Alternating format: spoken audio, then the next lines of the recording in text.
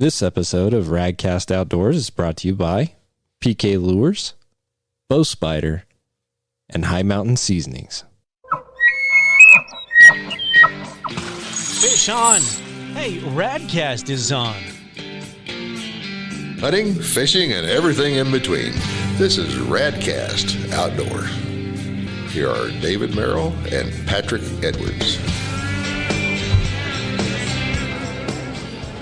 Well, hello and welcome, everybody. We're still at the Wyoming Outdoor Weekend. I've got Patrick Edwards here. We're hanging out, interviewing people, telling people about podcasts, showing Bow Spider off. It's been a great weekend. But we did corner, actually, you know what, a recurring guest that's been pretty exciting to have on. So, Patrick, welcome to the show. And Dan, welcome to the show. And we've got William on the show. Nice to meet you. So William Owens. So we've got a special. So William, just as kind of a backstory, his mom Stephanie puts on this event. Really does a lot of the coordination for it. Works with the Game and Fish department. Works with Lita and all the different folks that are putting this on. And she was telling me how avid of a fisherman William is. And so we're having him jump on the podcast here with Dan Thompson, which is our recurring. I guess this is what, the fourth episode? Fifth episode. Well, sixth if you count the one that didn't record. The one that didn't That's the one we'll I don't know, the recurring sounds like a rash. I don't know if that's recurring. I like it. No, it's always good to have you on the show because you're a wealth of knowledge and just fun to talk to, and people enjoy listening to the podcast that you come on and you share about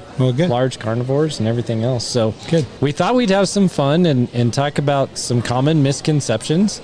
Just because, I mean, it is one of those things that we have to address when we talk about wildlife management. We talk about bear management, lion management, whatever it is. So what are some of the common misconceptions, especially we'll start at the top. We'll start with grizzly bears. So what are some of the top misconceptions? I should have prepared better for this, but there are a lot of misconceptions, and mainly just a lot of people deal in absolutes, you know, if A, then B type of scenarios, which really does not work in the world of wildlife, obviously. One of big misconception regarding grizzly bears and the whole notion of delisting or not delisting comes up a lot, and this notion, and it's promulgated by the media with headlines that say how protections will be stripped of grizzly bears if they're delisted, which is false. We still have to maintain recovery standards that are put forth in order to delist the population. And so there would still be these protections in place. It would just be, now they'd be managed through state statutes and our own game and fish regulations. So there's still protections, and obviously you need adequate regulatory mechanisms to delist any animal that has been listed. But the fact that there's even an opportunity to delist the bears means that the ESA is working, right? Correct. We put them on this ESA. We say they're threatened, right? Yep. Here's a population we've identified that needs extra help, needs extra protection. And so the fact that states agencies, people, populations are even getting to a point where it's like, hey, these animals don't need this extra protection anymore. This should be touted as a success story, not a failure story, right? The bears are back. The bears are here. The bears are now manageable to a point where they don't need federal, I guess, implementation of stricter rules anymore. Correct. Yeah, and I mean you're absolutely right. And I think it was yesterday was the 50th anniversary of the ESA, the Endangered Species Act, and it does a great job at what it's supposed to do. But you have to celebrate that and move past it. And that's what been the issue with grizzly bears, is that they've been biologically recovered for 2 decades now, and the problem is that there's money to be made by some keeping them listed, and there's controversy associated with it. But the truth of the matter is that biologically they have met those metrics that were agreed upon. And this is a big convoluted interweb. It's not just Rule A affects animals in episode B. So it's not like, hey, we have hunting and populations are going to drop down or up. What's very interesting is Kodiak brown bear, right? Yeah. When they implemented hunting, and we'll call it specifically targeting big boars, the infanticide rate dropped way down, and the bear population actually exploded on the island because you no longer had 1,500-pound super carnivores walking around eating the 300-400-pound cubs. Right? So when you remove those ultra big bears from the population, you actually have a healthier population of bears. Yeah, and all those things would be part of future management should it occur. And again, we very much support that. So, yeah, you're right. And that's the other misconception that, well, I don't even know if that's a misconception, but it's very interwoven and intricate, all the things that you pull on one lever and 1,000 things move. Because in the world of wildlife. You've got feed, you got habitat, you got weather, you've got diseases, you've got, this is a very intricate biological diverse system that absolutely. And realistically, you with your ungulates and the bear in that relationship, by having a protected bear, we're now threatening the ungulates. Mm-hmm. To a degree. I'm not saying absolute that they're endangered and they now need to go on the species list, but I think bigger, larger picture is if the state can manage the ecosystem as a whole, biodiverse entity, and you guys can go through and look at each species individual and what's best for that species. It's a lot better than handcuffing you and saying, oh, you can't do this with this species. Yeah, and like you said, it's a holistic approach to these things, and we're fortunate to have the same species here now that were here 1,000 years ago in the GYE. Mm-hmm. And that can't be said in a lot of places. And so, but because of that, and because of how it happened, especially with one of those apex predators being brought back by humans, human assisted with wolves, that added to a lot of controversy.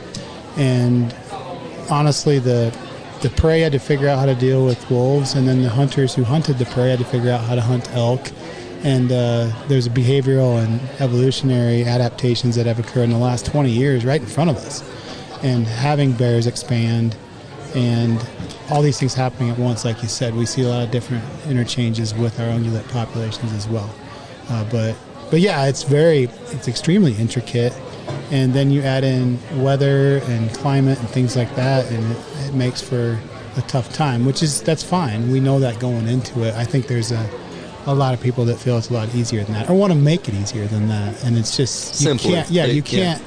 You can't dumb down the natural world, I guess, which is cool. I think I don't want to try to dumb it down, but we do try to understand it as much as possible. So, because humans are part of the ecosystem, so we do try to understand that as much as we can, because there are situations where we have to act as managers when there's elk causing damage or conflict management of grizzly bears. It's a reality. Mm-hmm. And that's another thing, that there's a lot of people that are against grizzly bear hunting, and they don't like the notion of bears dying, but bears have died this whole time as the population has also increased. And so I think a lot of people forget there's a focus. That's another issue. There's a focus on how many bears die without a focus on how many bears live and how many bears are born. That's always happening every year too. Again, that holistic looking at everything and the interconnectivity of everything and the bigger picture is very important. Well, and I think it's important to point out something that you brought up. You talked about the misconception that when they come off the ESA, it's like, oh, well, all their protections are stripped. Well, that's not how it works. We've looked at another successful year of having wolves at management levels, right? And that news just came out. I saw that in the news not too long ago. It's like everybody said the same thing about wolves. It's like, oh my gosh, if we remove protections, federal protections for them, they're just going to be gone. They're going to be gone. Well, that didn't actually happen, right? That's a great point. And again, none of us we don't want to do anything from our management standpoint or hunting them that's going to give fuel for people that don't want them hunting. And so it's important for us to follow our management plans and to manage wolves in a way that make sure that there's going to be wolves into the future. And some people don't like that, but too bad. That's my job, is to make sure there's still wolves in the landscape, but not get rid of all of them either, which is what some people want. They want all or nothing. And it's probably most polarized with wolves, but I think that's one thing that we have the ability with how we collect data on wolves to make it fairly irrefutable that we don't want to have, quote, too many or too few wolves, but we can manage in the middle and also deal with issues related to conflict. And maybe not everybody's happy, but there's compromises and sacrifices by everybody. And at the end of the day, wolves are still doing very well where we have suitable wolf habitat. That puts you guys in a really difficult position, because to play a little bit of devil's advocate, on one facet, while I want to hunt wolves, right? Mm-hmm. And yes, I want wolves to be on the landscape for my kids to see. your guys' position is always going to be a compromise, right? Because the ranchers don't want a wolf on the they're looking at calf loss, and they're like, I do not want a wolf on any of the lease ground or my private ground or deeded ground. They don't want wolves. And then you've got the other side who aren't like me, that won't ever hunt a wolf. They don't want to see one wolf die, period. Exactly. Yeah. And my frustration is I keep seeing the goalpost being moved from when we sit down and have an agreement amongst state agencies, ranchers, farmers, anti-hunters, pro-hunters. We get in down, we sit down, and everybody goes, okay, here's the agreement. Here are kind of the minimum that we're going to operate to. And then all of a sudden, i.e. when they were first introduced, population X was going to be considered recovered, and now all of a sudden we move the goalpost and go, oh, wait, no, and they're not recovered, we need to put them back on the list. It's like, wait a second, there's a carrying capacity, and these are part of a very diverse, complex ecosystem, and we can't just keep moving the goalpost, and it's a little frustrating. Oh, yeah, sure it is. And it puts you in a tough place, right? Because you got the rancher screaming at you, kill more of them, you got the anti-hunter screaming at you, don't kill any of them, and then you got somebody like me in the middle who is, I am going to trap a wolf this year. That is my goal. I'm going to go harvest a wolf. Yep. I would love to do it with a bow or a rifle, but let's be honest, those wolves they're pretty good at mitigating predation from humans. They just are, and so I'm going to put some steel in the ground, and that's legal and in the predator zone. Oh yeah. yes. I've got some places. And No. I'm just yeah. No, you're absolutely right. But I think one thing that we've tried to facilitate as an agency is being very transparent and consistent with how we deal with the people on all sides, and getting you're never going to make everybody I almost happy. swore there, getting our butts kicked, but sitting there and taking it from people. A lot of people want their opinions heard, and that's fine. And I'm an opinionated person too. I just don't use it in my job. So that's another. We hear this from people. Well, you didn't listen to me. We listen, but we can't implement what every single person wants to do because there's diametrically opposing viewpoints in some of these scenarios. So which we ultimately have to make that is great because the compromise it's the best solution for everybody. Correct. Right? We can't remove all the wolves. I don't want to.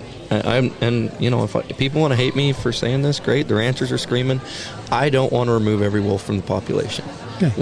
When you're up in the woods and you hear a wolf howl, there is something distinctly different than a coyote howl. I mean, the hair on your arms and neck will stand up, and you realize that there's a large carnivore on the landscape, and you don't quite feel as top of the food chain anymore. Well, and you're absolutely, there's a visceral feeling when you're walking around and you step over a grizzly bear track, or you hear that sound of a wolf, and you can't replicate that in a zoo or anything like that, or in a movie, and when you're in that landscape, it's real. And so we do have to take into account all those different viewpoints as far as those compromises that we're doing. And honestly, a lot of the people that complain, or I shouldn't say complain, but people that are dealing with grizzly bears and wolves especially, they might say things, but they're also proud to be part of that system that recovered wolves that allows us to manage them now and allows them to take care of conflict situations with wolves now where they couldn't in the past. We should because they know they can call us too. Yeah, everybody should be going high five. 10. We did it. High 10. Wolves are back and they're managed and we can hunt them, and it's a good compromise. So yeah, and I wouldn't say normalize, but we've desensationalized wolf management, quite honestly, based on the information that we have. We've reduced conflicts with livestock depredation, and we have a science-based compensation program for livestock depredation. All these things factor into. So one misconception that I've heard of a couple times that I've heard it 100 times is the wolves we reintroduced are the apex Canadian wolf that was bred to kill moose and bison, and they're not our plains wolf. Is there really a genetic difference from the wolves we extirpated locally here from GYE to the wolves we reintroduced? So the subspecies most people are referring to, the Eremotus, is different than the ones that were brought in, but they were brought in specifically because they were primarily elk predators. And that's why they were brought into those two areas and reintroduced, because of being known to be elk, primarily feeding on elk.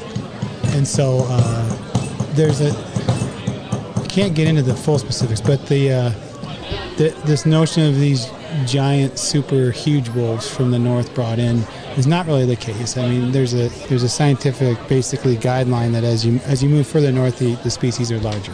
Yes. It's Bergman's rule. And so, yes, as you go further north, you're going to see some bigger wolves. But also, if you have wolf packs primarily feeding on bison through time and evolution, they get bigger. So at the end of the day, the size of the wolves that were brought in overlapped with the same size of the wolves that were here previously. And they were brought in primarily because of to deal with elk in Yellowstone and other areas where elk populations were overpopulated. But they're not these... And don't forget to register. So basically, they were brought in for that reason, but they're not these super giant Canadian super wolves that a lot of people talk about. Does that help? I mean, it's kind of confusing, but they were on their way down here anyway, too. So I think the biggest issue with that is that grizzly bears were always here, mountain lions were always here, black bears were always here, and quite honestly, those species have all expanded their range and distribution with management, with hunting. Wolves were brought back, and that's a whole different concept and especially the government, quote, the government brought them back. Grizzly bears have been brought back, right? No, grizzly bears were always here, but their population was limited compared to what it is today. Yeah, I mean, less than 150 at one point. And what is the current estimation? Right around 1,000 in the area we count. So there's bears that we don't count in areas beyond the area that's suitable, and that's just to maintain a consistent area of counting. And what is your estimation factor on that as far as that 1,000 bears? Are you a couple percent low or a couple percent high?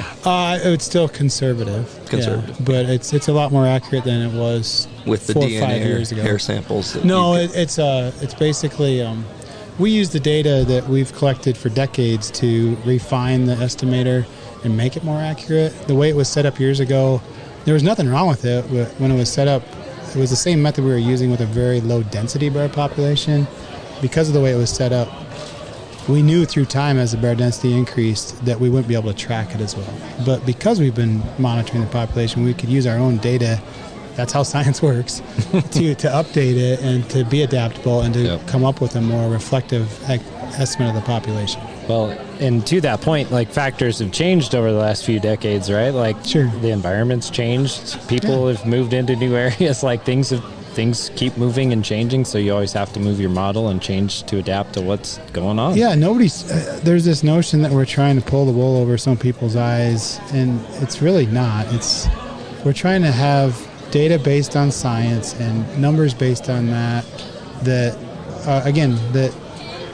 are not to prove that there's too many or too few, is to show this is how many we can demonstrate there are, and to make sure that number is defendable. And for grizzly bears, it has to be biologically and litigation or biologically defendable, and then also the notion of to delist them, it has to pass the federal system and the court system. And that's where it gets really tricky. So what about mountain lions? What's one of the big misconceptions with mountain lions? Because you and I both are big mountain lion fans. So, what are some things that the public has misconceptions on mountain lions for? Because, I mean, they've been in the news a ton lately, like Colorado, Wyoming, lots of different places. What are some common misconceptions that folks have? I should have prepared again a little better for that. It's interesting. Before I came here, I worked in the Black Hills of South Dakota and Wyoming on mountain lions, and it's very interesting. Whatever is the biggest predator on the landscape is the animal that people focus on the most, which I understand. And so a lot of these areas where we have grizzly bears and wolves, there's a lot less. People don't worry as much about mountain lions anyway, I guess, put it that way. But there's some of these areas of expansion. I think I've heard that the same thing, especially in the Midwest, that whomever, game agencies or whatever, brought back mountain lions, introduced them, black helicopters, feed trucks. I've heard it all. That's not something we hear. So you guys aren't going out and darting and trapping these lions and dropping them off in new places? No, we're not. I think, I don't know if it's misconceptions, but there's a lot of interest and scrutiny on mountain lions now because our mule deer populations are low across the West. Right. And that's something that bothers me, just as, I guess, an ecologist who cares about all wildlife, and we hate to see mule deer go down. And I think most all of us can agree that it's driven by habitat and larger factors. And it's easy to, especially with mountain lions, to have them as a scapegoat when it comes to mule deer management, which is not really fair.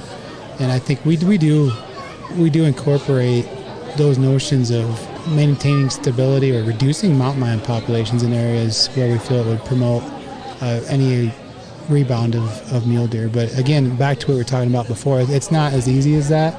One thing that we've found with the research that's been done here in Wyoming, Justin Clapp, who's working on his PhD right now, looking at mountain lions, he's worked in a couple areas now, and the diversity of diet in mountain lions is pretty fascinating. We had a Tom who got to be a really big male that was practically subsisting on all medium-sized mammals, eating raccoons and Canada geese and porcupines and things like that. Beavers, yep, a lot of beaver. And so I think it's easy to just equate mountain lions kill mule deer, which they do, and we know that. Oh yeah. But there's a lot of other things going on, and then we also have we have expanding elk populations and competition scenarios with mule deer. Large male mountain lions take a higher proportion of elk. So again, it's very intricately woven into that. That's not really a misconception. And it's individual versus individual. It's not just this is a mountain lion's diet, right? Exactly. This is not a zoo. It's extremely individualized when it comes to their diets, but I think it's a lot more diverse than we gave them credit for in the past. And we see more scavenging now than we thought. I'm going to tell you something kind of cool that I just thought of. I don't know, I hadn't mentioned it before, but when I was in my teenage years, I used to go hike on that creek by my house where we know we have mountain lions and whatnot. And there was this one area where, there were some carcasses that had been, drug over there like mule deer. But inside the bones of that and all those things, there were carp bones because that creek has a lot of large-sized common carp. Yeah. And I think the mountain lions were catching those. Really? Yeah. And there's been videos of lions fishing. It doesn't surprise me, right? Because they are incredibly adaptable, just like the black bears are, right? They find the food that's available and they go and they eat it. Yeah, and that... For when I started in the mountain lion world, which was a while ago, I don't need to say how long ago, but the prevailing notion was that they didn't scavenge and they only killed their prey. And we really found that there can be fairly high scavenging rates from mountain lions. In a winter like this, where we had a lot of unfortunate death of ungulates, we had collared mountain lions that we saw were going from carcass to carcass. So again, that's just another chapter in the overall knowledge of these animals that we do try to implement in our management and conservation of those species, and also in the larger picture of ungulates as well. I think it's interesting when you look at all these animals. I mean, people don't give them enough credit. They're going to survive, and they're going to do what they have to do. There was that mountain lion that was in the news because it was eating people's dogs. It's like, well, he was an opportunistic predator. He had to have food, and that's what he did. I mean, the animals are going to do what they have to do.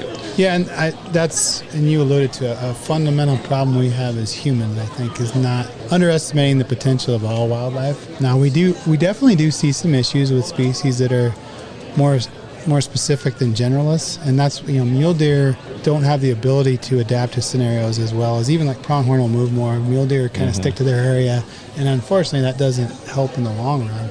But at the end of the day, still there's evolutionary changes. We see that the people that are doing the research on migration, and it would make sense. They're seeing animals that don't follow the main path, because if they all follow the main path, all it takes is one bad event and they all die, right? So that is happening there. I think there's a lot of times we underestimate the overall ability of wildlife and all wild species to adapt and evolve through time.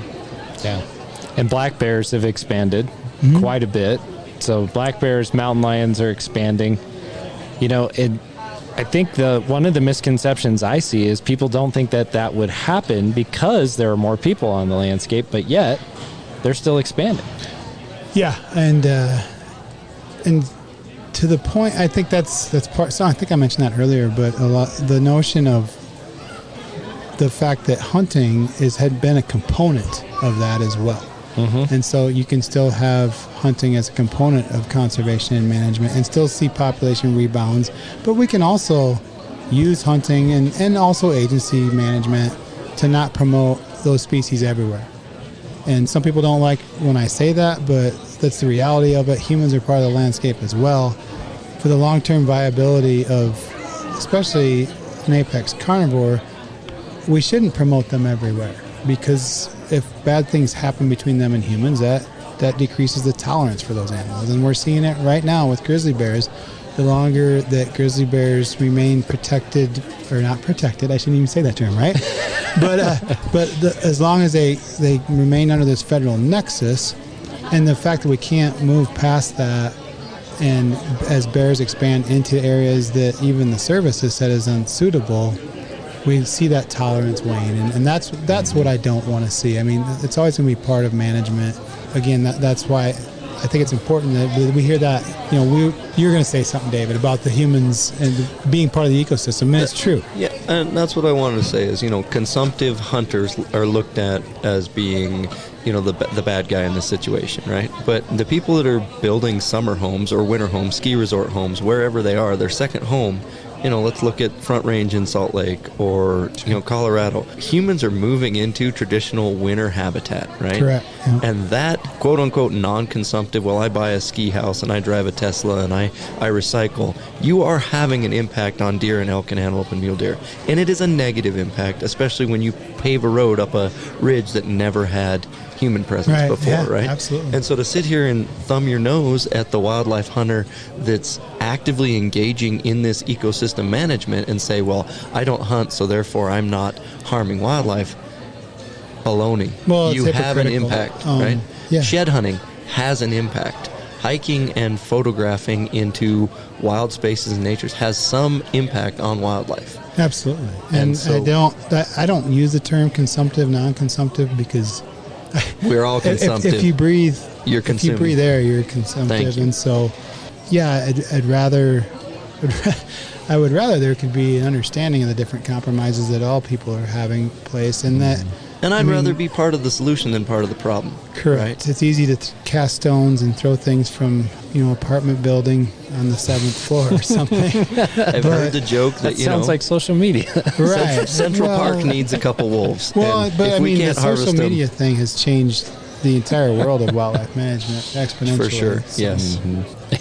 Maybe that's one of the negative things, right, about social media, is that it really has impacted wildlife, I think, in a negative way. And some of these things that are done and said on social media really impact these wildlife agencies and the people that work for them. I see comments all the time, like we had recently with a grizzly bear that was killed, near a road that somebody thought was a black bear.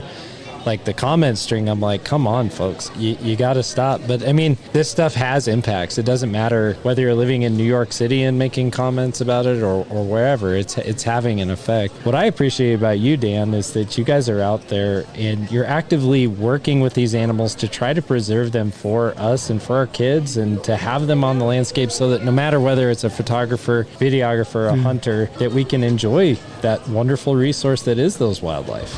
Yeah, well, thank you. We appreciate that. I've said this many times to our commission and to the public that I'd rather have the interest in apathy. We don't have any apathy when it comes to these animals, and that's a good thing. And but I can't sit and talk to everybody. But the human face-to-face discussions you have with people, at least more than 90% of the time, end up in a really good discussion. And people that come in really hot on one side of the issue or the other or in between, talking to them and listening to them, active communication is how we move forward with all wildlife conservation and management. It's just, I think it's how we move forward as a society. Is what is the solution to bad speech? And there's no such thing as bad speech, but what is the solution to maybe misinformation or disinformation? It's more good information. Exactly. And your job is going out and collecting information and, at least getting a trend line and saying the information points to this as a possible solution problem, or at least the information, the data collected states that we have this on the landscape And if we do this, the potential outcome could be this. And after year after year after year of you going out collecting the data, implementing some sort of strategy, you can then see a trend line of, hey, we've had this problem in the past, i.e. a hard winter, we reduce tags, all of a sudden, we don't harvest as many young, we have a good spring, boom, it levels itself out. And that's, if people would understand what carrying capacity is, right, we're going to have death, we need to have replacement, renewal, right? Death is a natural part of this ecosystem. And you alluded to it too, the fact that I think we don't talk in absolutes as scientists or managers because we don't want to say things wrong, and the public doesn't like that, and I get that, the notion of science speak. I mean, I always joke that if I was a weatherman, I could just say 50% chance every day. And a 50% chance this will be successful with the Grizzly Bears. But you are right. I mean, where we get hurt is that I guess we play by the rules when we provide our information, and other people don't have to in the world of social media or lobbing grenades from wherever, because there's no accountability, and we have all accountability, and that's good, and that's the path is chosen. The people, those of us that choose the path that we have, realize we're going to get beat up, but because you're on the ground and you're on you're in the trenches, it does feel like you're doing the right thing. But you know that coming into it, that there's going to be people lobbing those things. I'm rambling on now, I realize. No. And it's good that you have to defend your work, right? Yes. It's absolutely great that you have to defend it, because whether... Make sure you are registered and go watch the bag slide on the south side of the building starting at 3 p.m. Again, make sure you shop local raffle.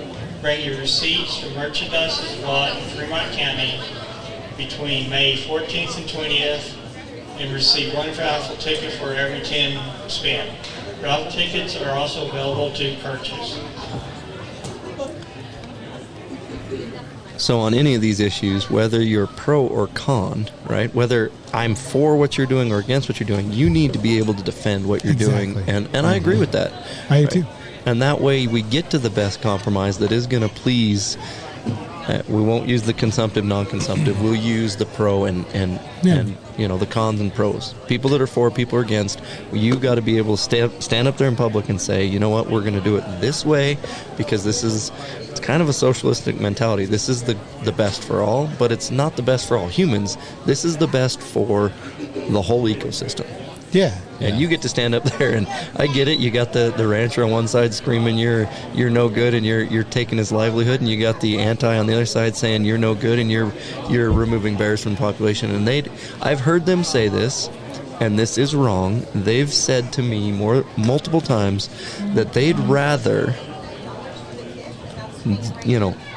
99 animals get removed by an agency than one animal get removed by a hunter. Yeah, and that's unfortunate.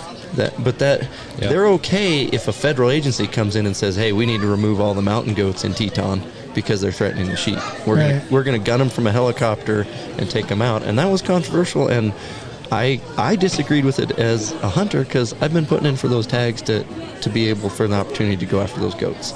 And to say, hey, well, we have a change on the landscape, we need to do a different management objective. And the anti-hunter's like, oh, well, the government says we need to come in a helicopter and just waste these. I'm like, as the hunting community, there was a big pushback on that mountain goat thing, and there should have been.